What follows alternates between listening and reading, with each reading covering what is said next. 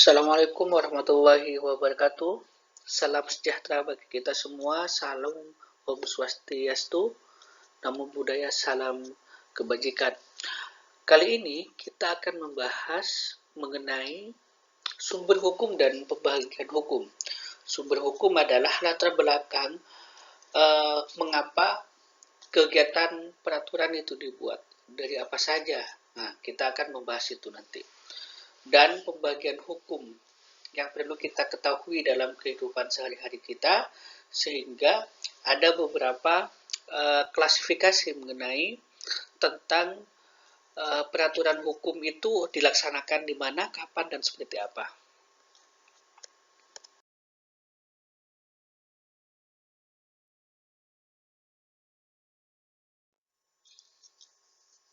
Jadi teman-teman, secara teori sumber hukum itu dibagi menjadi dua.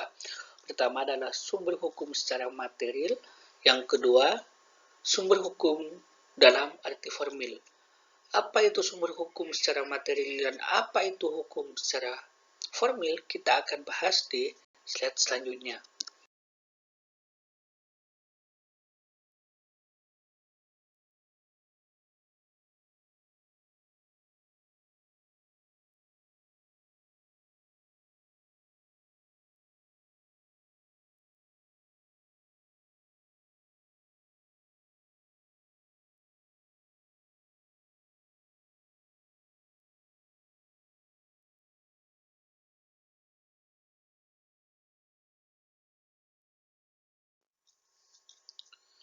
Pertama adalah sumber hukum dalam arti material atau material.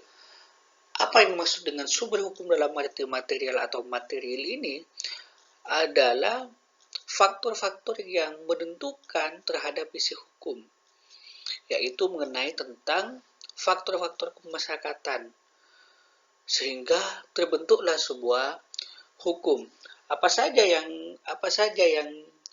menjadi inti daripada mengapa sumber hukum material ini terbentuk? Pertama adalah melihat adanya struktural ekonomi dan kebutuhan masyarakat, yaitu antara lain misalkan mengenai kekayaan alam, susunan geologi, perkembangan perusahaan, dan pembagian kerja. Maka terbentuklah yang namanya sumber hukum material. Kedua, yaitu kebiasaan yang telah membaku dalam masyarakat yang telah berkembang dan pada tingkat tertentu ditaati sebagai aturan tingkah laku yang tetap. Ada hukum yang berlaku, ada tata hukum negara lain, keyakinan tentang agama dan kesusilaan, dan kesadaran hukum.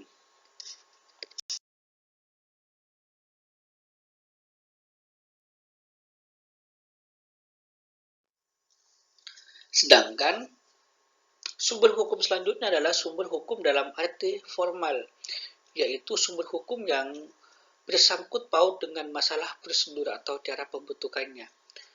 Yang pertama adalah misalkan sumber hukum dalam arti formal yang tertulis, ada undang-undang di situ. Ada undang-undang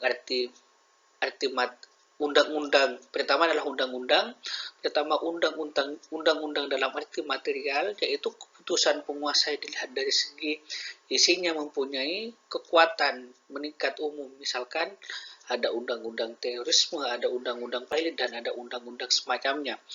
Undang-undang dalam arti formal, yaitu adalah keputusan penguasa yang diberi nama undang-undang disebabkan bentuk yang menjadikan undang-undang itu. Misalkan adalah undang-undang APBN.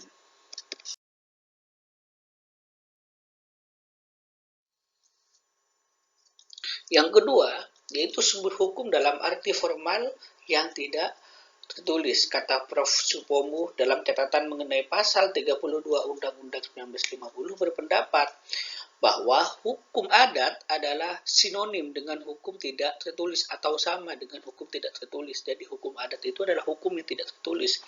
Dan hukum tidak tertulis ini berarti hukum yang tidak dibentuk oleh sebuah badan legislatif, yaitu misalkan badan-badan hukum negara, DPR, DPRD, dan sebagainya.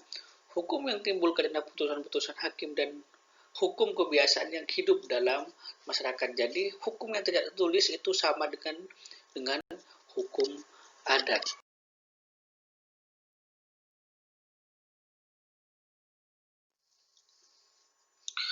Hukum yang tertulis misalkan dalam TAP MPRS nomor 20 MPRS 1966 tentang urutan perundang-undangan RI menurut Undang-Undang 1945. Jadi ada beberapa tata urutan tentang perundang-undangan RI. Pertama adalah Undang-Undang Dasar 1945, ada TAP MPR, ada undang-undang atau peraturan perundang-undangan umum, ada peraturan pemerintah, ada keputusan presiden, peraturan menteri, instruksi menteri, dan lain-lainnya sampai pada peraturan perundang-undangan di bawahnya, sampai pada daerah terpencil, sampai pada tingkatan peraturan yang dibuat oleh perundang-undangan kepala desa misalkan di desa masing-masing. Hampir sama juga dengan pasal 2 TAP MPR nomor 3 /MPR /2000 tentang sumber hukum dan tata urutan perundang-undangan, yaitu tata aturan perundang-undangan yang paling atas adalah pertama adalah Undang-Undang Dasar 1945, sehingga semua aturan itu harus mengacu atau berlandaskan pada Undang-Undang 1945. Inilah undang-undang yang paling tertinggi di negara kita. TAP Majelis Permusyawaratan Rakyat Indonesia MPRI, ada undang-undang, ada Perpu, peraturan perundang-undangan umum, ada peraturan pemerintah, ada keputusan presiden, dan ada peraturan daerah. Itu undang-undang dari atas sampai pada tingkatan level yang bawah.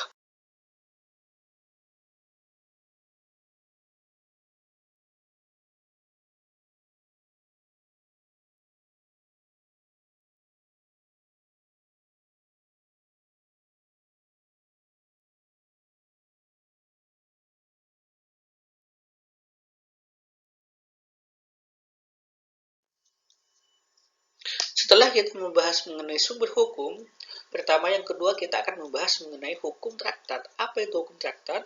Adalah hukum perjanjian yang dibuat antara negara yang dituangkan dalam bentuk tertentu. Jadi hukum traktat itu adalah sebuah perjanjian yang dibuat negara sehingga nanti ada beberapa produk hasil perjanjian yang dibuat dalam bentuk tertentu.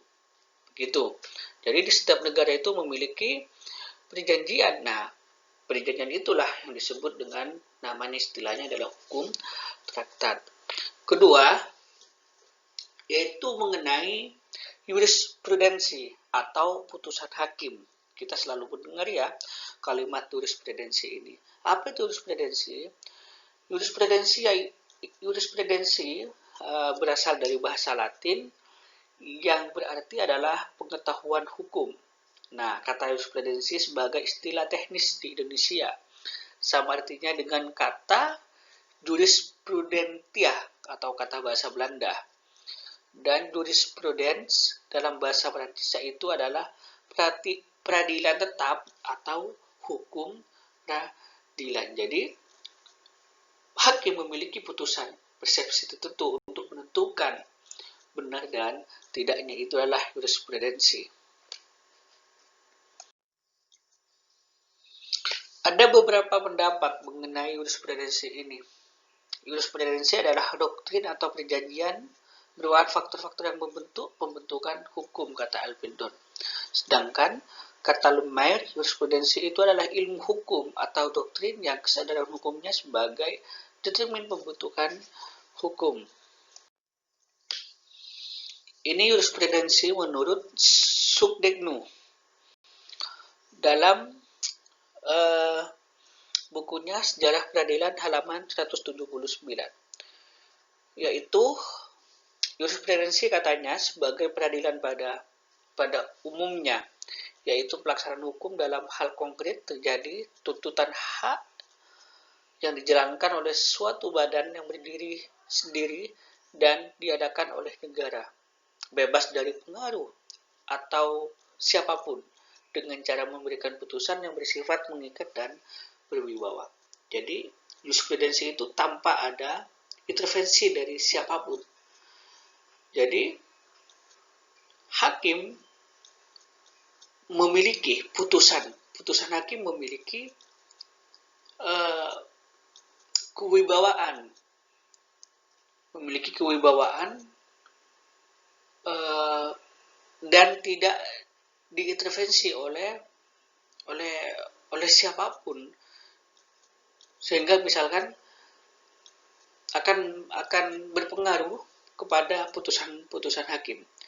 Jadi hakim itu diberikan kewenangan, yaitu jurisprudensi, untuk mempersepsikan tanpa ada hal lain yang mengikat. Dalam pelaksanaan hukum ada yang namanya doktrin. Apa itu doktrin? Adalah jika para sarjana hukum berpendapat bahwa doktrin adalah sumber hukum. Maksudnya adalah ilmu hukum sebagai sumber hukum, tapi bukan hukum, karena tidak langsung mempunyai kekuatan mengikat sebagaimana undang-undang. Dalam ilmu hukum baru, mengikat dan mempunyai kekuatan hukum bila dijadikan pertimbangan hukum dalam putusan pengadilan. Nah, di samping itu juga dikenal dengan adagium, di mana orang tidak boleh menyimpangi dari communis absent doktrin, yaitu pendapat umum para sarjana. Jadi doktrin ini mengikat kepada setiap sarjana hukum untuk melihat kegiatan perundang-undangan yang dilakukan oleh para penegak hukum. Jadi memiliki doktrin masing-masing. Itu kata Sudekno Mirtokusumo dalam Sejarah Peradilan di halaman 110, teman-teman. Selanjutnya adalah pembagian hukum. Nah, teman-teman agar tahu ini jenis atau sumber hukum dilihat dari apa saja begitu. Nah, menurut sumbernya